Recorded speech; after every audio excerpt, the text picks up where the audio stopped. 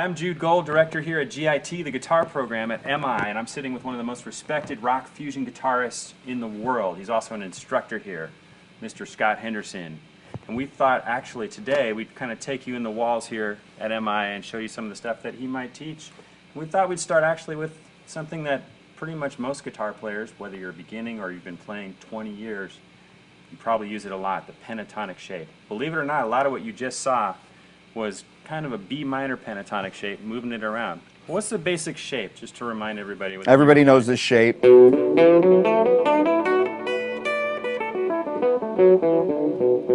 What people don't know is that you can move that shape to different areas and get different sounds. Over B minor, you can play this shape. Or you can take that up a whole step and play it here. So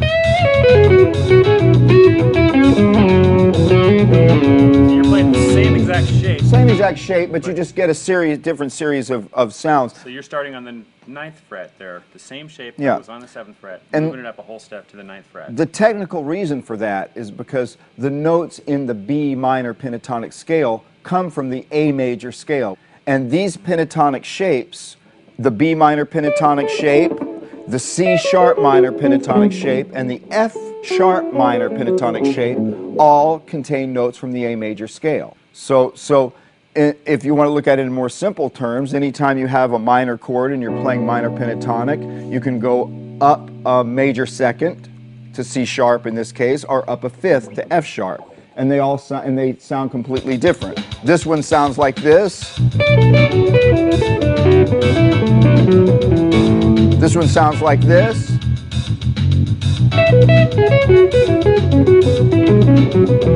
And this sounds like this.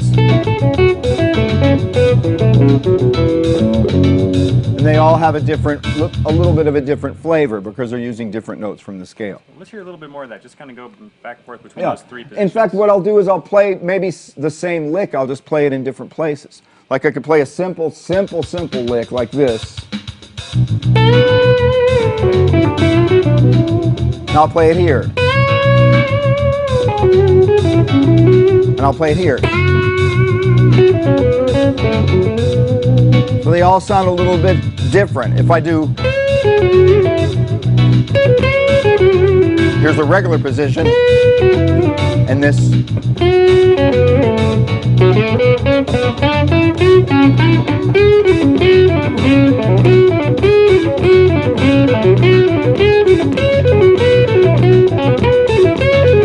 Just playing the same exact thing in those three different positions, and you get three different sounds.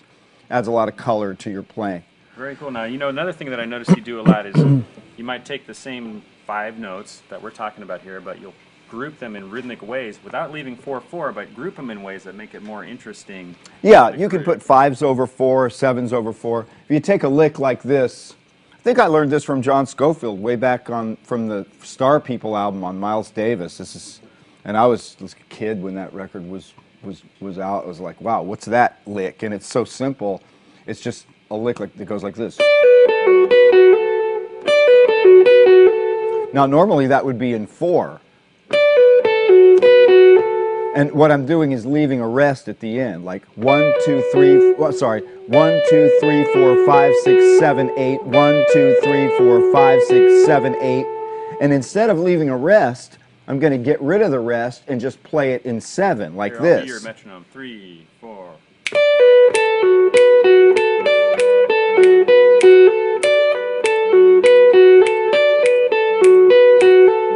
So it turns around, you know. So it sort of sounds like this.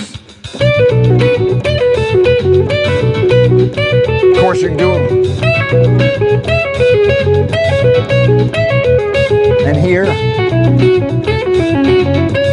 Sorry, do it here.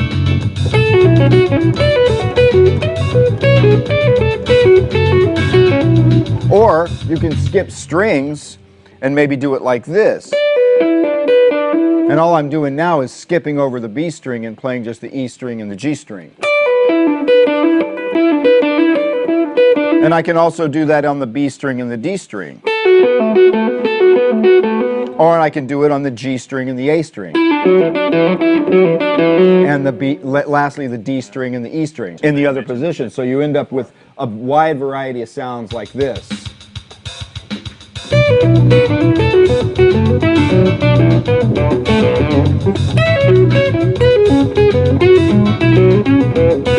And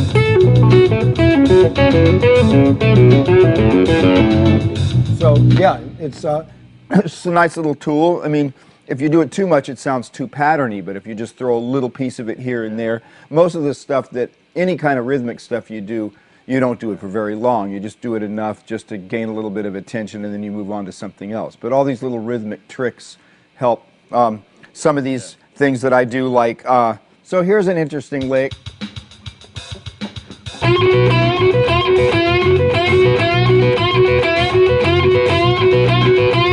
I could go.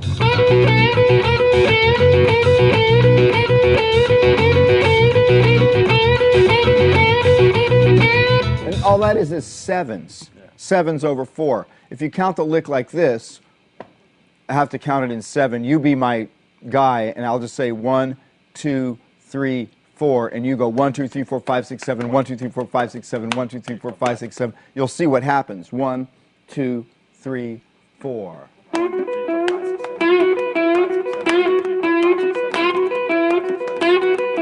So the lick is actually in 7, but if you put it over 4... Yeah, the song is in 4. You're playing it over a rhythm section that's it twists it around. Another thing you can do is do simple things like play it, like say if you have a triplet, it's a very simple bend like this. It's just a simple triplet with 3 notes, okay? Now if you play any one of those notes twice, let's take this note and play it twice, it will turn around and be in a different place. So instead of being like this,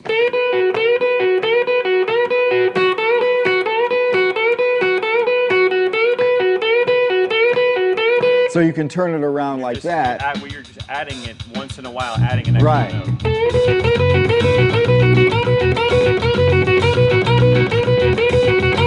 Now it's back where it was. I turned it around 3 times. It was the first way, I added a note. It was the second way, I added that note. It was the third way. And so you're doing the triplet, and then every once in a while, instead of just doing the same old cliched triplet, add an extra pulse, and it shifts the whole thing over without changing the time. Exactly, yeah. Before we wrap up, I was thinking that perhaps we could zoom in a little bit on your right-hand technique, on your bar, and how you attack some of these notes with the bar. The bar thing is pretty simple. Mostly I use it just to dive into a note. Like, I really love slide guitar, so I've always loved slide guitar players, and basically I want to be one, but I suck at it. So, so this is a way for me to sound like a slide guitar. So I slide into a note. I start with the bar down when I play the note. Right, so yeah, looking at how you use the bar, I noticed a lot of times when you scoop into a note like that, you actually don't use your pick, but you use one of your fretting hand, your picking hand fingers to pluck the note. Yeah, I mean, you get a fatter tone when you use your fingers. I usually use my pick when I'm doing anything fast, and if I want to play something slow and have it have the fattest tone possible, I'll use my fingers. So let's demonstrate a little bit of that. What I'm doing, you know, basically I've got the pick here, but I'll just use my third finger. I can't really afford to let go of the pick, because sooner or later I'm going to have to play some swing lines or something that I need to pick, but you know, when I do slow stuff, just something.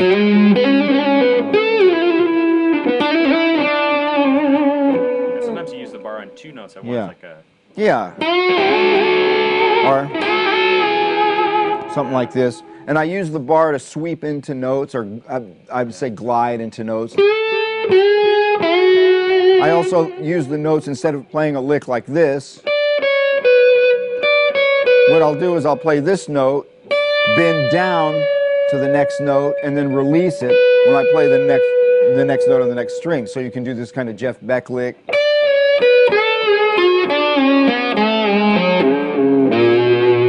Right?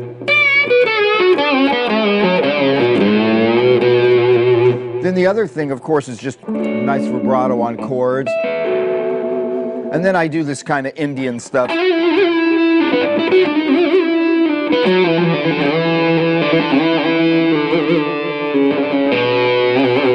And you never really know whether I'm doing it. Sometimes I do it with my fingers like this, or sometimes with the bar, and it sounds two different ways.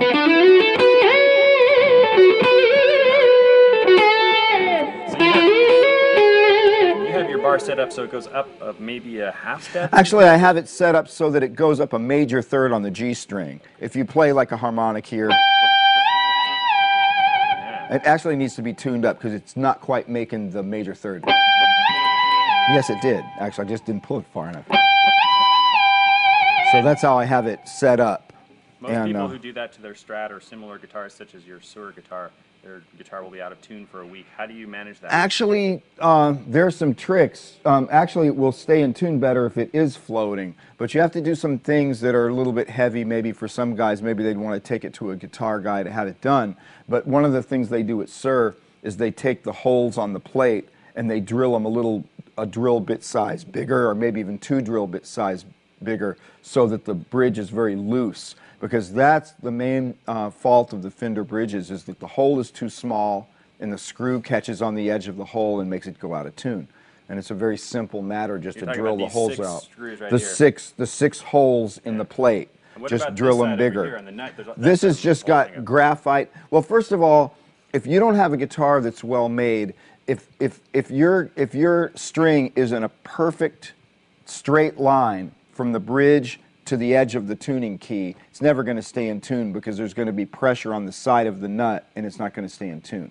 But a good guitar, like a good Fender or a good Sur or whatever, you're going to have a nice straight line right down, all the way down to the bridge, and that way if you just put a little graphite powder in the nut, it's going to stay in tune. And if it floats, it actually stays in tune better than if you have the plate resting against the body, because then it has nowhere to go back to. One of the cool things about a Strat, it's still pretty good in tune. If I go all the way down here, well, it's actually still in tune, but the G string went a little bit out. But if I do this, that usually knocks it back in. Yeah, so it stays in tune pretty well. And a large part is due to the fact that the holes are bigger in the plate. That's one of the biggest things. Scott, I want to thank you very much for sitting down with us, and I think that anyone who's watching this, you'll see that even if it's just 5 notes, there are a million ways to approach them with the right mojo, all these different techniques, moving it around. You can have a ball with those things and definitely take it to the moon, and it can last you a lifetime. Why don't you take us out with some more of the old pentatonics? Okay, yeah. Thank you.